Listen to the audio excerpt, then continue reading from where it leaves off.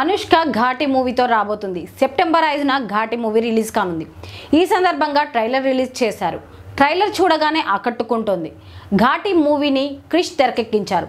ఆయన తెరకెక్కించిన సినిమాలు చూస్తే ఒక సినిమాకి మరో సినిమాకి పోలికుండదు. ప్రతి సినిమాలో కొత్తదనం చూపించాలని తపిస్తుంటాడు. వేదం తర్వాత వీరిద్దరూ కలిసి చేస్తున్న సినిమా ఇది. దీంతో ఈ మూవీపై అంచనాలున్నాయి. బ్రిటిష్ కాలంలో ప్రమాదకరమైన కొండ ప్రాంతాల్లో రోడ్లు నిర్మించిన తెగ ఘాటి. అక్కడ ఘాటు రోడ్లు వేసే వాళ్ళని ఘాటీలు అంటారు. అయితే ఇప్పుడు ఆ సమాజం కొండల్లో డ్రగ్స్ మోసే పనుల్లో చిక్కుకుపోయింది. తప్పు చేస్తున్నామని గ్రహించి ఈ చెడు వ్యవస్థకి ఎదురు నిలవడానికి రెడీ అవుతుంది అనుష్క.